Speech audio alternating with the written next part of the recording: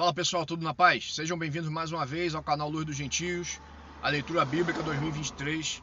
E como você já sabe, pessoal, nós estamos lendo a Bíblia aqui no canal em 42 semanas, 4 capítulos por dia, em média 18 minutos por dia.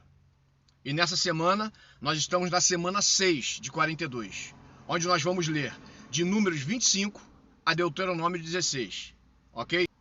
E nessas 42 semanas, pessoal, nós vamos ler em total 295 porções, ok?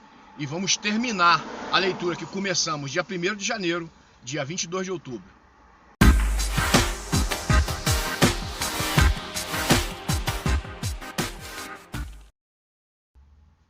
Pessoal, e como vocês já sempre sabem, toda semana eu falo a mesma coisa, que o objetivo de nós lermos a Bíblia de maneira retilínea, de maneira linear, de Gênesis a Apocalipse, fazendo repetir isso todo ano, é para nós ganharmos autonomia nas escrituras.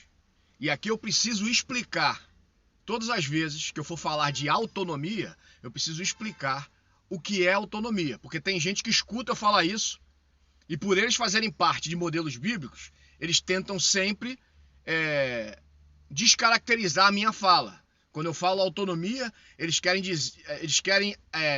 comparar a autonomia com rebeldia, comparar a autonomia com alguém que é rebelde, alguém que quer ser oposição aos grupos religiosos. E a intenção não é essa. O objetivo de falar de autonomia é para você conseguir ser uma pessoa que consiga ler um texto e entender e extrair desse texto aquilo que ele quer dizer, ok? Então, para isso, eu vou ler um texto aqui, Hebreus 5, verso 12 a 14. Porque devemos já ser mestre, pelo tempo ainda necessitais, de que vos torne a ensinar quais sejam os primeiros rudimentos das palavras de Deus, e vos haveis feito tais que necessitais de leite, e não de sólido mantimento. Verso 13. Porque qualquer que ainda se alimenta de leite, não está experimentado na palavra da justiça, porque é menino. Entende, gente? Entende o que a palavra está dizendo aqui? Essa pessoa que o escritor aos Hebreus está dizendo aqui é alguém que já está há bastante tempo, ok? E precisa de alguém para ensinar. Por que ele precisa de alguém para ensinar? Porque ele não tem vida de experiência com Deus, não estuda as escrituras, não pratica, e tem sempre que alguém, ao invés de ele, você imagina aí um adulto. Contar uma coisa que aconteceu uma vez. Uma vez, eu estava no shopping no Rio de Janeiro e eu estava no banheiro e entrou um menino de aproximadamente 13, 14 anos de idade. Foi no banheiro fazer o número 2. Olha que loucura. E eu já tinha filho na época, eu achei aquilo um absurdo. Eu fiquei estarrecido quando eu vi aquilo. E quando eu estava no banheiro, quando ele acabou, ele gritou: "Mãe, vem me limpar!" É mais ou menos isso aí. O cara com 14 anos de idade não tem autonomia. É isso que o escritor aos Hebreus está dizendo. Alguém que já está num nível de vida professada na fé cristã, e ele não tem capacidade de discernimento. Ele não tem autonomia. Ele precisa de alguém para dizer para ele assim: "Meu filho, faz isso, faz aquilo outro." Ele não tem condição de discernir aquilo que ele já deveria discernir. Ou seja, ele precisa, é um homem formado que já devia estar comendo comida e está precisando de leitinho. Entende, pessoal? É uma coisa completamente antagônica. Se você já tem maturidade de tempo de vida cristã, você não precisa mais de ninguém que fale para você: faça isso, faça aquilo outro. Isso não te torna rebelde. Isso não te torna rebelde. Eu não estou falando de você ser algo independente do corpo. Não é ser independente do corpo. É ser autônomo. É ter condição de ler o texto, ter condição de interpretar aquilo que o texto diz, sem ninguém te dizer o que você tem que entender. Então, essas pessoas que eu estou falando, que deturpam o que eu falo, elas geralmente fazem parte desses grupos que falam para eles: fulano, faz isso, faz aquilo, aquilo outro. E sem você estar dentro desse grupo, recebendo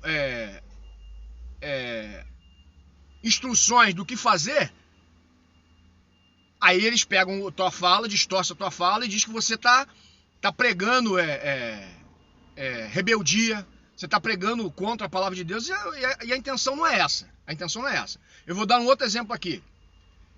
Isaías 53. Isaías 53, ele fala sobre o homem de dores. Homem de dores. Depois vocês vão ler lá Isaías 53. O texto é bem claro. Quem é o homem de dores?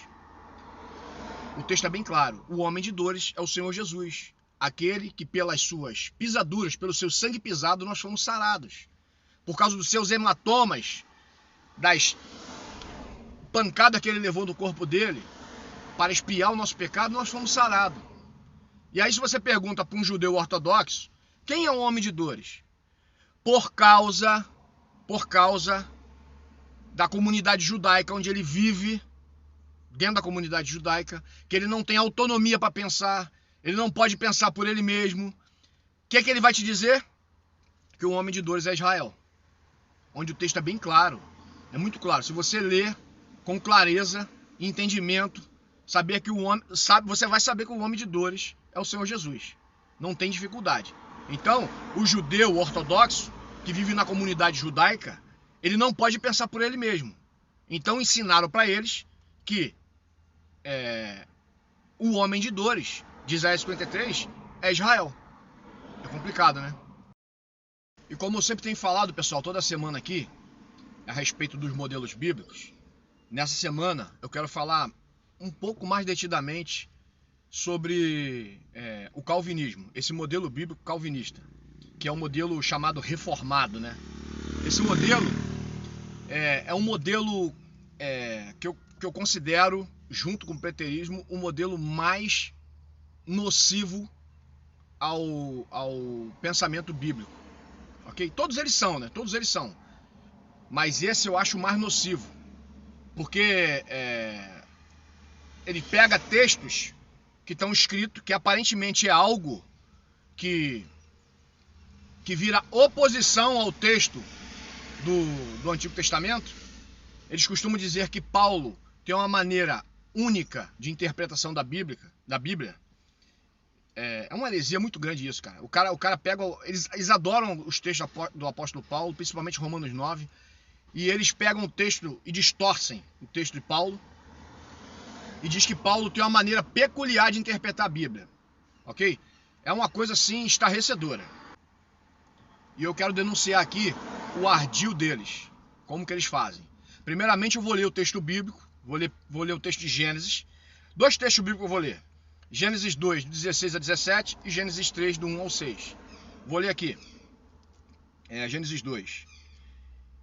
Ordenou o Senhor Deus ao homem, dizendo: de toda a árvore do jardim comerás livremente, mas da árvore da ciência do bem e do mal, dela não comerás, porque no dia em que dela comeres, certamente morrerás. Veja, aqui em Gênesis, o Senhor está dando ao homem a possibilidade de escolha. Olha que loucura. Olha que loucura chega o pensamento calvinista. Eles são aquela galera, quando você escutar alguém falando, uma vez salvo, salvo para sempre, pô, já acende a luz vermelha. Que é a teologia reformada. Teologia reformada é do capeta. Entendeu? Teologia reformada do capeta. Ela é oposição às escrituras bíblicas. Como você vê aqui, o texto bíblico, Deus está dando a oportunidade a Adão de ter autonomia, de fazer a sua escolha. Ok? E como ele vai dizer lá na frente, que o texto lá na frente você vai ver eles pegando o texto de Paulo e deturpando o texto de Paulo, falando que Deus é alguém que escolhe a vontade do homem, é Deus que é alguém que escolhe o homem para se perder, o homem para se salvar. Uma coisa muito louca. Ok? Agora vamos ler aqui Gênesis 3, do 1 ao 6. Vai falar: ora, a serpente era mais astuta que todas as animais do campo que o Senhor Deus tinha feito.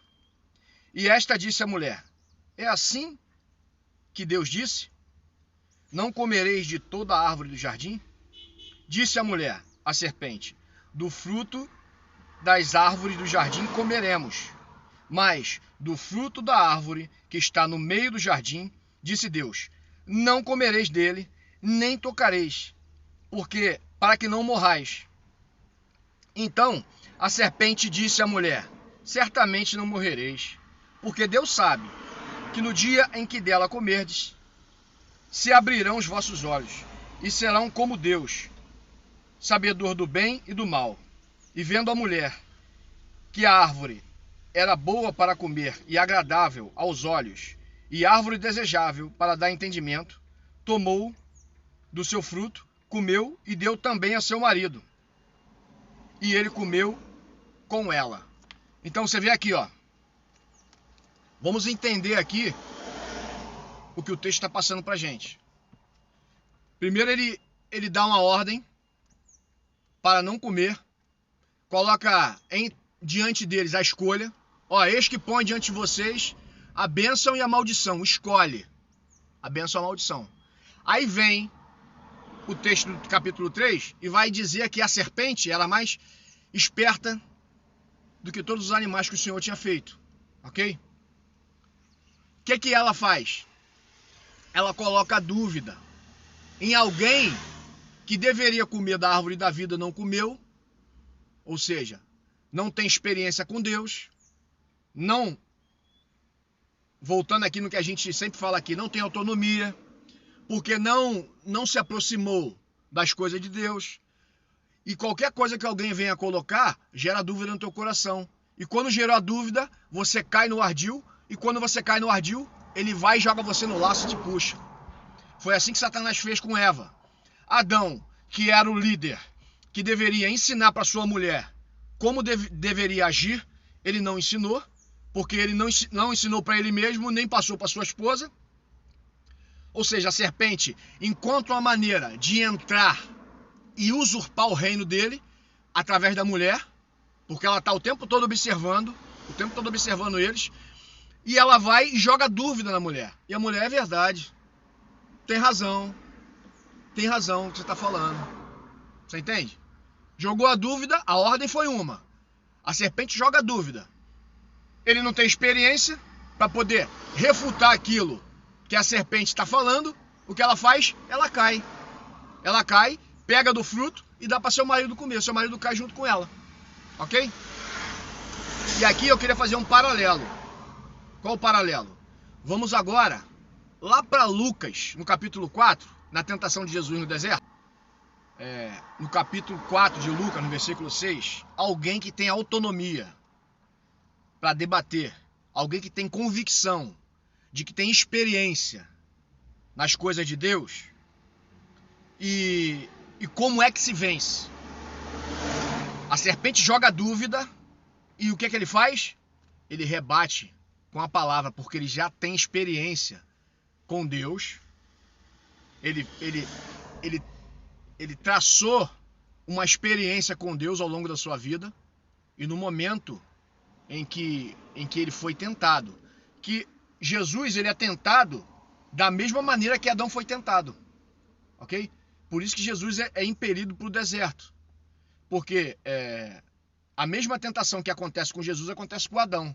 Como Jesus ele é o último Adão, é alguém que veio para resolver a questão do pecado que Adão causou no mundo, ele precisa ser tentado também, porque Deus é justo, ok? Deus é justo. Então ele precisa fazer com que o último Adão seja tentado da mesma maneira e vença. E aí Jesus vence. Adão lá atrás, que era um homem inexperiente na palavra de Deus, inexperiente nas coisas de Deus, que não tinha entendimento de Deus, porque ele negligenciou o entendimento de Deus, porque Deus colocou a opção para ele, dele escolher a bênção ou a maldição, ele escolhe a maldição.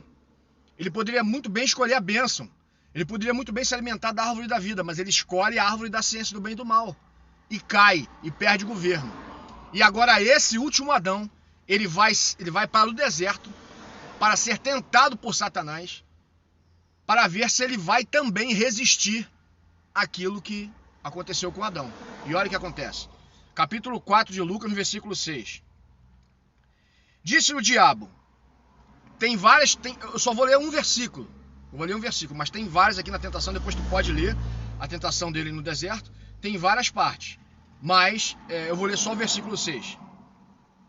Disse-lhe o diabo, dar-te-ei toda esta autoridade e a sua glória, porque a mim me foi entregue, e eu dou para quem eu quero. Aí ele continua no verso 7. Portanto, se tu me adorares, toda será tua. Ou seja, ele está dizendo assim, ó, eu vou te dar a glória dos reinos. Eu vou te dar esses reinos todos, porque ela me foi entregue. Quem deu para ele? Adão me entregou. Adão me deu a posse dos reinos. E eu dou para quem eu quiser, porque ela é minha. Então, se você se prostrar, toda vai ser tua. E Jesus vence ele com a palavra. Ok? Jesus, desde o começo, vem vencendo ele com a palavra. Então, esse é o objetivo de nós nos tornarmos autônomos. Esse é o objetivo. De quando a gente escutar algo que está em desacordo com as Escrituras, nós temos autonomia para rebater. Ok? Então, a doutrina calvinista, ela usa das Escrituras, ela tem um ardil. Qual o ardil deles? Eles pegam o Novo Testamento, usam muito o Novo Testamento, diz que o Antigo Testamento é lei, que passou, ok? Eles colocam na cabeça das suas vítimas que o Antigo Testamento ele já passou, que não se deve mais ler o Antigo Testamento, e a pessoa fica com essa trava na cabeça. Então, quando alguém vem falar do Antigo Testamento para eles, que é a base da Bíblia, os livros de Moisés e os profetas, para a gente chegar no entendimento do Novo Testamento, eles rejeitam. Porque eles falam, não tem isso não, isso é lei, isso já passou, estamos no período da graça, Jesus já cumpriu tudo, e vem com essa conversa. E aí fica impossível de você conseguir conversar com eles. Porque eles só pegam o texto do Antigo Testamento quando interessa para eles. Eles vão, para poder dar aso à doutrina maligna que eles defendem, eles pegam o livro de Jó, pegam o livro de Êxodo, vai pegar no Novo Testamento passagens como Jesus fala para os apóstolos. Não foram vocês que me escolheram, eu que escolhi a vós. Então eles vão pegar textos pinçados na Bíblia, vai pegar os textos e vai esfregar na cara da pessoa. E a pessoa que está no mesmo nível de Adão, que não tem uma vida de leitura anual, que não tem uma vida com Deus, de leitura retilínea anual, todo dia lendo a Bíblia, todo dia, e repete aquela porção diária, para que aquilo fique massificado na mente dela. Quando ele escuta essas coisas, o que ele faz? Ele cai, ele tropeça. Assim como Adão caiu, tropeçou. Eles vão pegar alguém que é neófito, alguém que é como uma raiz, uma árvore plantada, novinha. Vão lá e arranca facilmente, porque essa árvore recém-plantada, ela não tem raiz suficiente para segurar o solo, entende? Então, essas doutrinas, elas vêm para quê? Para pegar quem está desavisado, quem não tem experiência. Da mesma maneira que Satã fez com Adão, eles fazem com essas pessoas. Isso aí, não só o calvinismo, mas você tem Testemunho de Jeová, você vai pegar a doutrina preterista, você vai pegar um monte de aberrações aí, e você vai pegar pessoas que não estão satisfeitas com a sua igreja, que tem um monte de problema, que igrejas têm problema mesmo, tem problemas, que é composta por seres humanos, vai ter problema. E aí o cara está insatisfeito com uma coisa, aí chega o bonitão lá, pegou o cara que está na igreja há 20 anos, que não tem relacionamento com a Bíblia, que não tem relacionamento com a palavra, que é dependente do seu pastor, dos diáconos, dos obreiros. Qualquer decisão na vida que ele for tomar, ele precisa pedir para os para aqueles que estão comandando a igreja ali para dizer para ele: meu irmão, o que é que eu faço? O que é que eu vou para ali, vou para aqui, o que é que eu faço? Eu não consigo, sabe? E aí a pessoa é uma presa fácil. É uma presa fácil. Você vê que os predadores, eles ficam sempre na espreita do rebanho, procurando aquela que está desgarrado. Aquele que está desgarrado. Porque aquele que está desgarrado é uma presa fácil. Ok? Então, se você faz parte do rebanho de Jesus e você quer conhecer Jesus, você precisa deixar de ser alguém neófito, deixar de ser alguém que não tem contato com a Escritura. Você vai ser presa fácil, entendeu? Vai ser presa fácil para essa galera. A Bíblia, ela tem a sua interpretação. Como eu sempre falo aqui, a interpretação da Bíblia está no livro de Moisés, está no livro dos profetas. Para você conseguir entender o Novo Testamento, você precisa de Moisés e dos profetas. Moisés é o centro da Bíblia. Quando eu falo, vou explicar, porque tem gente que gosta de distorcer o que eu falo. Quando eu falo que Moisés é o centro da Bíblia, eu quero dizer os escritos de Moisés. O centro da Bíblia é o Senhor Jesus. Mas os escritos de Moisés é o centro da interpretação da Bíblia. Você não vai conseguir entender o que Jesus fala, o que Paulo fala, o que Tiago, o que Pedro fala, sem os livros de Moisés e dos profetas. Você não consegue. Você não vai conseguir. Vai chegar alguém malandro, que tem muita gente malandra aí, que tem habilidade naqueles modelos bíblicos, e vai te enredar facilmente. Vai te enredar facilmente. Então, meus amigos, vamos caminhar nessa proposta. Lê as Escrituras para a gente não poder virar presa fácil. Então, pessoal, eu poderia dar vários exemplos aqui, ler vários textos, mas eu vou ler aqui Romanos 9, que é o livro que eles mais adoram, que é Romanos 9.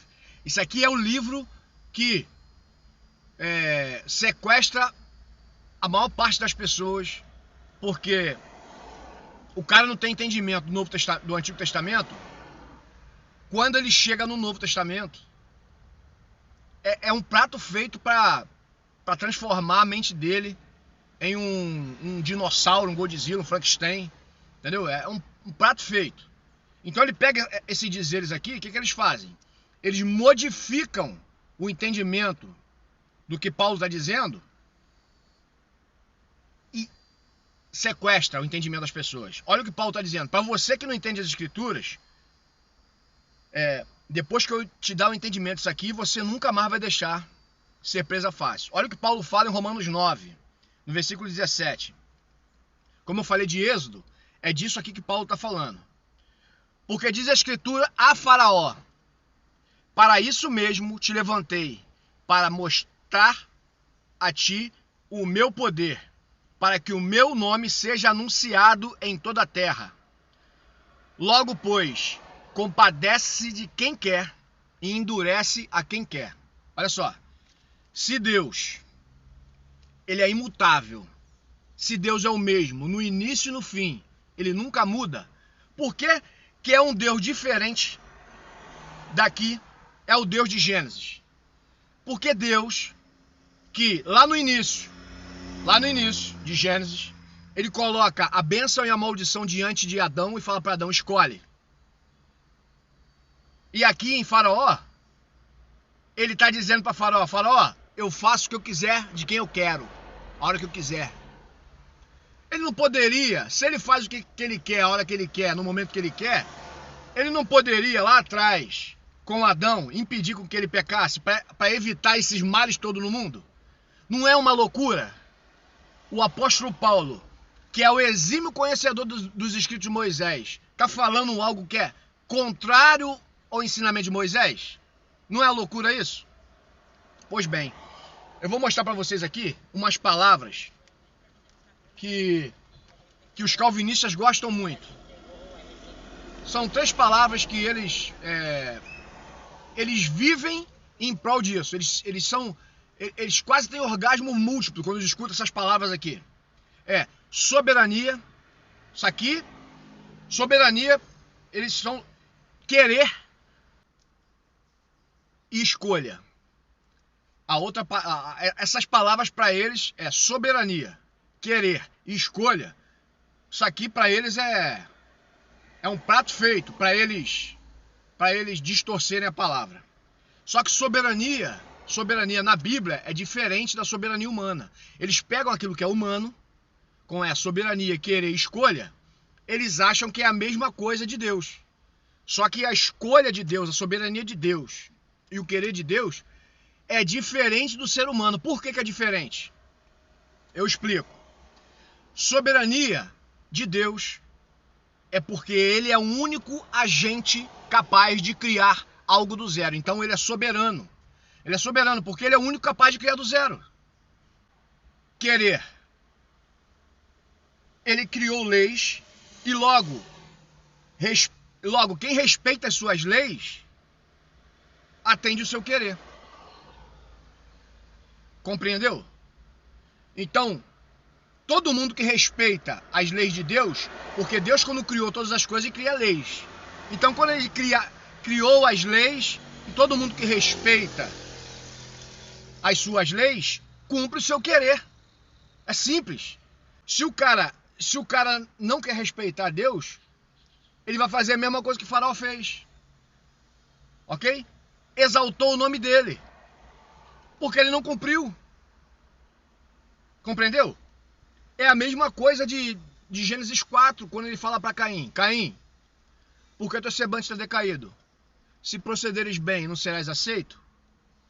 Parece que é o mesmo Deus que está falando aqui em Romanos. Não é. Não é. Eles dizem que Paulo tem uma teologia particular. Isso é uma loucura. Isso é loucura. O apóstolo Paulo era fariseu. Ele é alguém que conhece as escrituras de Moisés. E jamais seria independente na sua interpretação da Bíblia. Jamais. Você vê que doideira é essa? Que doideira é essa? Aqui, em João 15, versículo 16, eles adoram isso aqui. Eles adoram isso aqui. E quem não conhece as escrituras, cai, ó, como patinho. Patinho. Cai como pato. Porque o cara não consegue concatenar o pensamento de João 15, 16 com Gênesis. Por quê? Eles já colocaram na cabeça da pessoa que lá atrás não serve mais. Porque serve só a partir de Jesus para frente. E aí como a pessoa vai ter condição de rebater ou refutar quem trouxer essas coisas aqui para ele? Olha só. Olha o que diz em João 15, Jesus falando para os apóstolos. Não me escolheram vós a mim, mas eu vos escolhi a vós. E vos nomeei, desculpa, para que vades e deis fruto, e o vosso fruto permaneça, a fim de que tudo quanto em meu nome pedir ao Pai, ele vos conceda. Ou seja, esse negócio de dizer assim, ó, Jesus falar para ele, não foram vocês que me escolheram, foi eu que escolhi vocês. Eles vão dizer assim, ó, tá vendo? É Deus que manda na vontade do homem. Não é o homem que tem vontade, porque foi Jesus que escolheu ele. Eles não poderiam escolher Jesus. Foi Jesus que escolheu a ele. Então, se a gente voltar naquele entendimento de que quando Deus cria as leis e aqueles que cumprem as leis cumprem a vontade de Deus, é nisso que Jesus está falando. Não foram vocês que me escolheram, eu que escolhi a vós, porque Jesus está falando como um agente da criação. Alguém que criou todas as coisas lá atrás e criou leis junto com o Pai. E ele está dizendo para eles assim, não foram vocês que me escolheram, eu que escolhi vocês, ou seja, eu sou anterior a vocês. Então lá atrás, quando eu criei as leis para que obedeçam e sirvam a mim, eu estava escolhendo vocês. Compreendeu? Conseguiu compreender? Essa é a linguagem de Paulo. O apóstolo Paulo, quando ele vai falar assim, ó vaso, por que tu me fizeste assim? Como é que tu vai falar como é que tu vai falar, vai falar pro oleiro, você que é um vaso de barro, vai falar pro oleiro, ó Senhor, por que tu me fizeste assim? Porque ele cria vaso para honra e vaso para desonra, numa mesma massa. Eles ficam loucos com esses textos, eles ficam loucos. Por quê? Esses textos para eles é um prato feito para dizer assim, ó, tá vendo aí? Deus manda na vontade do homem. Deus faz daquilo que ele quer, a hora que ele quer, na vontade que ele quer. Meu Deus, que loucura. Aquele mesmo conceito.